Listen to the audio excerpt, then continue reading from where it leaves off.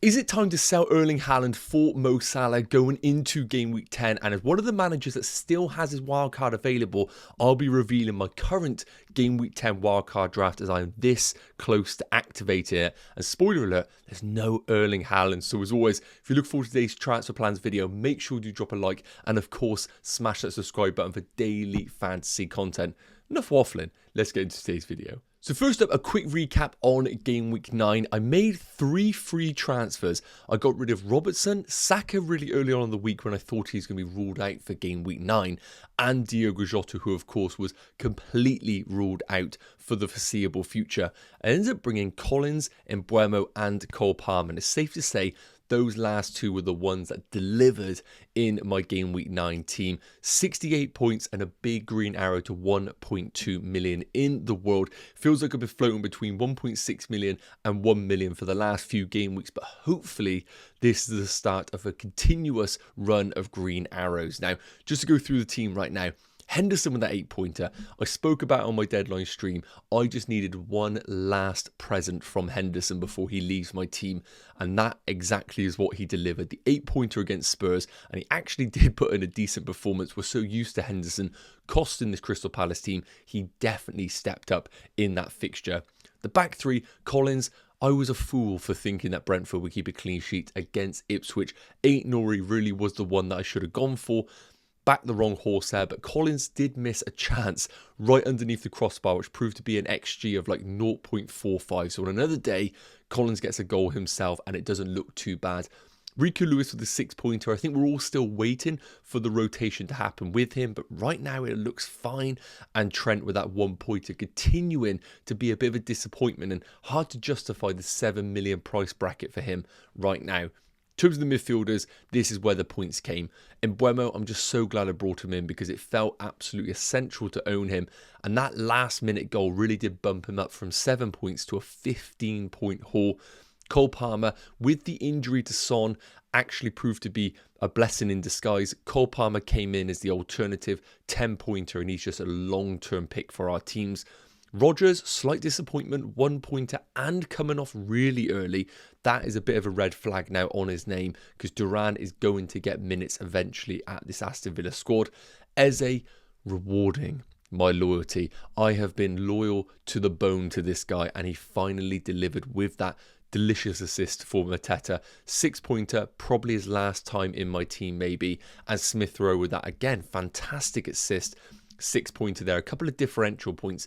Watkins with a 2-pointer, similar to Trent, struggling to justify his price point in terms of his underlying numbers. Maybe a player that needs to go.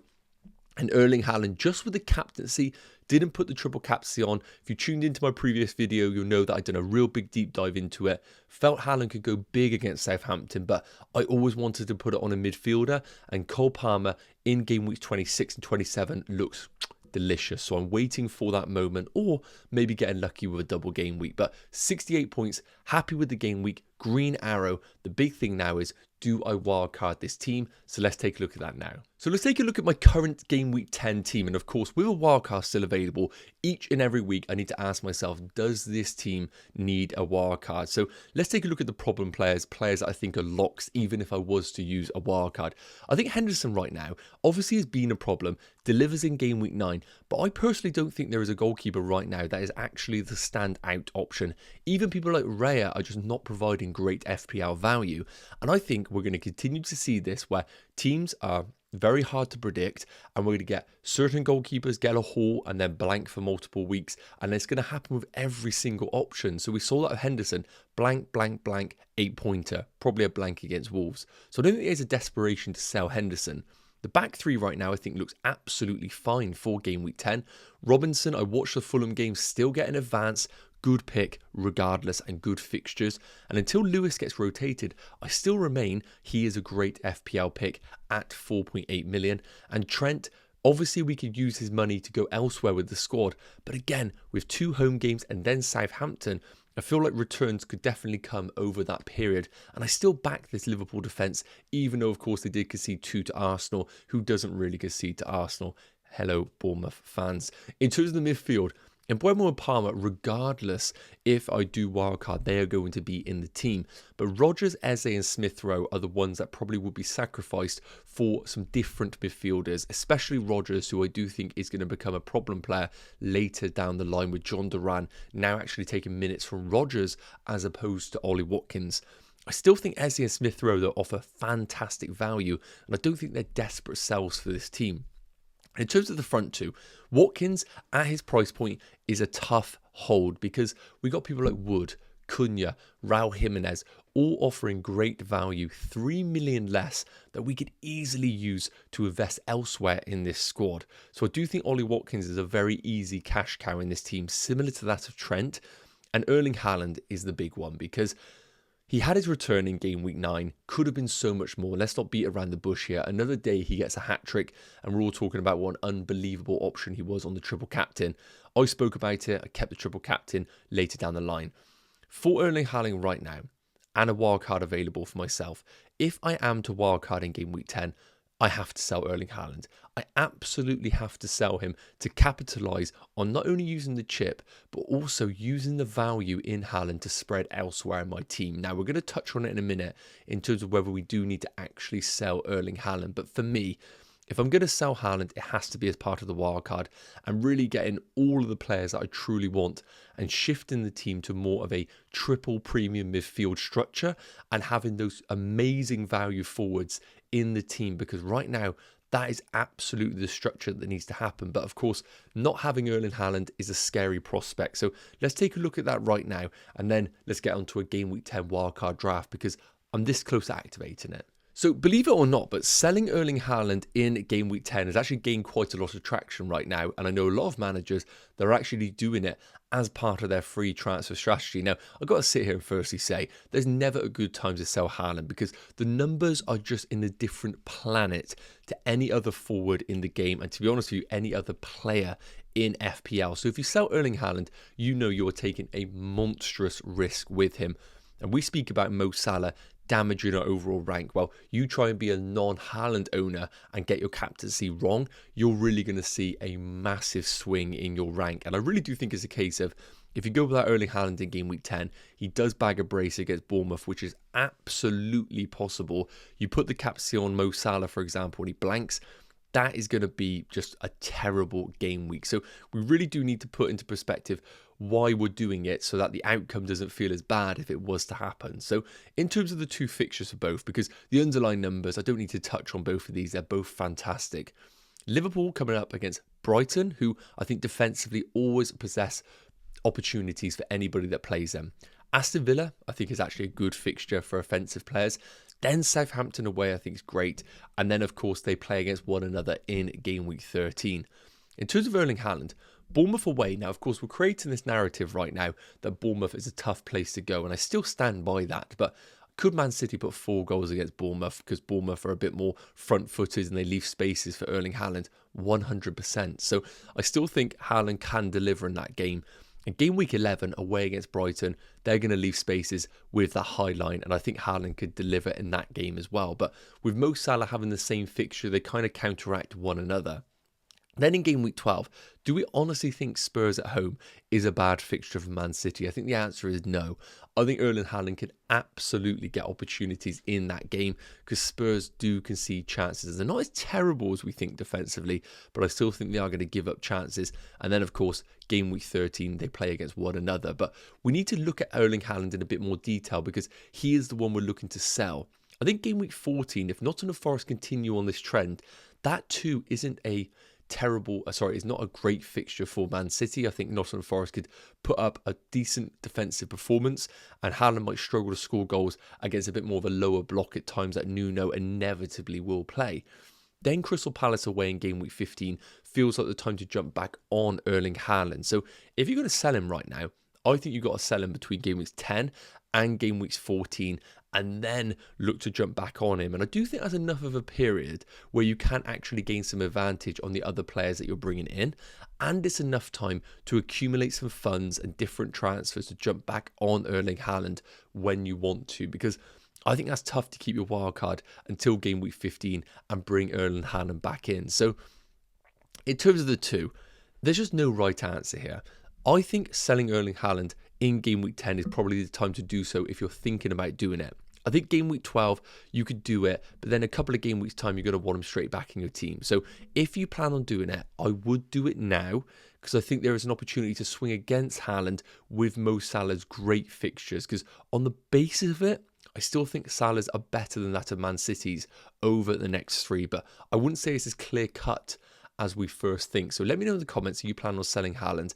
It's a big risk, but I do think there is upside in it. So let's take a look at a Game Week 10 wildcard draft. And as I mentioned in previous videos, if you have your wildcard available, I'm of the opinion that Game Week 10 is the week to strike. But of course, it is completely team dependent. You might have a team that looks much better than mine for Game Week 10. And my team would look something like this, but I have to say there are some major caveats with this squad. First and foremost, I have the worst team value ever. And as I've spoken about, that makes it even more likely for me to wildcard in Game Week 10, because if I look to wildcard in Game Week 12 and all the players I really want start to accumulate in price, I then can't even afford this team come Game Week 12, which will probably look very, very similar right now. So just going to run through some of the picks, but let's be real, a lot of these could change and there's many arguments for different types of players. So currently we got Sales in goal. I'm just struggling to justify paying the 5.5 million for Raya, and I think eventually I probably would rather have the Arsenal defender than that of Raya. And I think with Sales right now, Forest are probably the one defence that I probably can back. So I think long term he is actually not a bad pick, and I think 10, 11, 13, absolutely fine. And if we were to get lucky and Fabianski remains the number one at West Ham, of course he came in, I think he can actually do a job if we need him in certain game weeks. There is no problem with that at all. But of course, this team can change. We could go Raya for a bit more of a long-term perspective.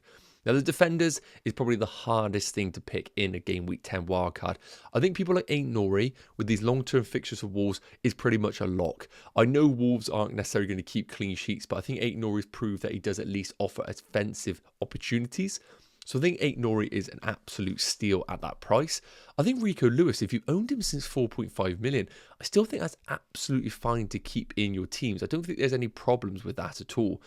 I've currently got Pedro Porro as my premium. Now, the one thing I will say is, with a Game Week 10 wildcard, I don't love Trent at 7 million. I find it very hard to justify him in the team, but we can afford him if we want to.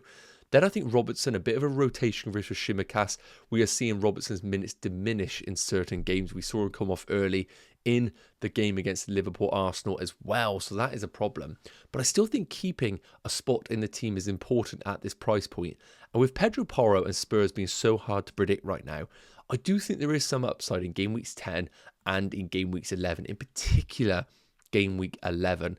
I know Spurs are hard to predict, but with Arsenal right now in the injury to Gabriel, I can't really justify picking someone like a Saliba for those upcoming games for Arsenal. So for that reason, Pedro Porro is in, but that one is really up for debate.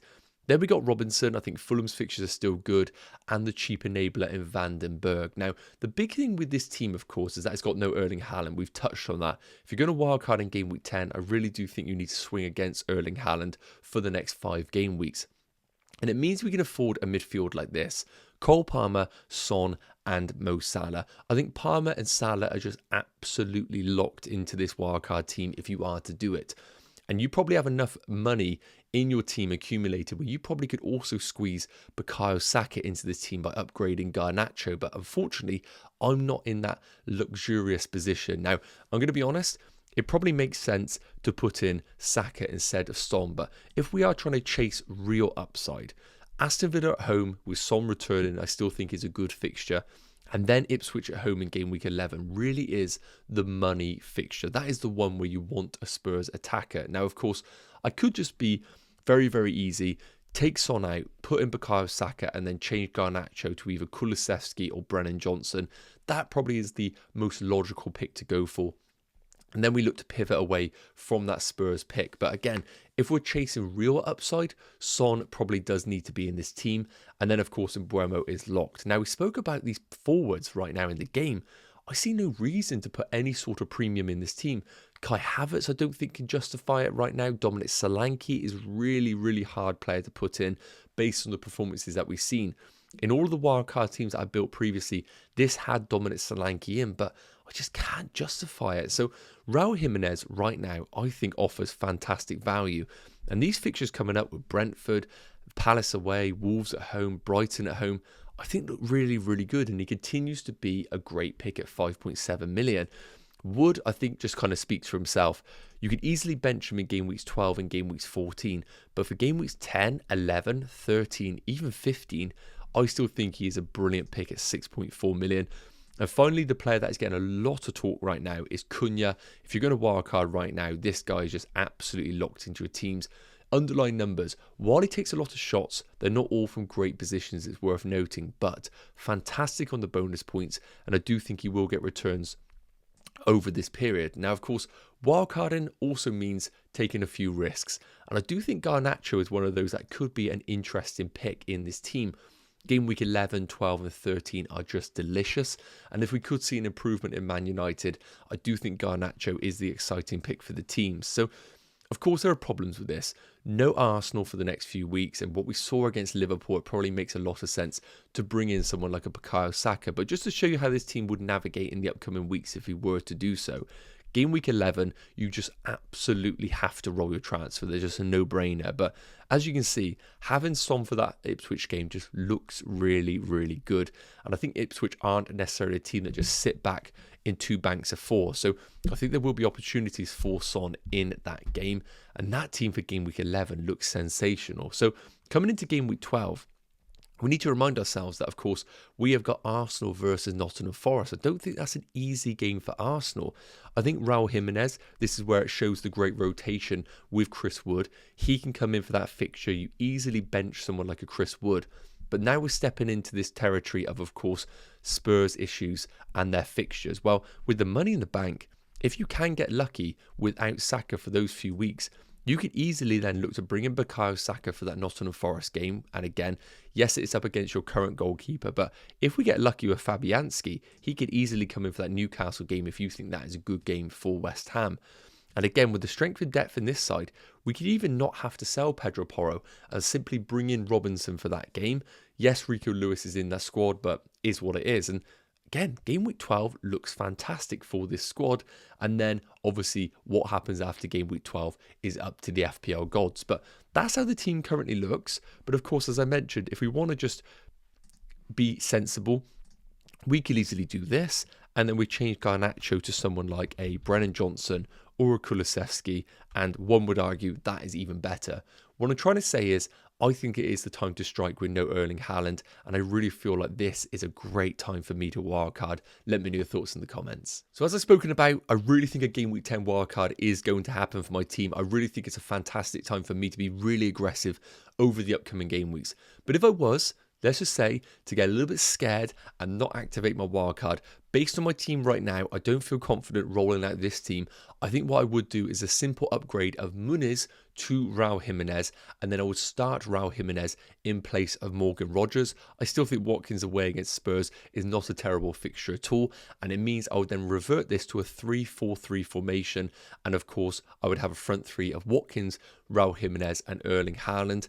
And again, that isn't out of the realms of possibility as well. But when I see that wildcard team and what I can actually have over that time, I really feel like wildcarding is going to happen. But of course, let me know your thoughts in the comment section. Yes, guys, okay, that is going to wrap up today's Game Week 10 transfer plans video. I hope it's provided a little bit of value in terms of whether to sell Erling Haaland.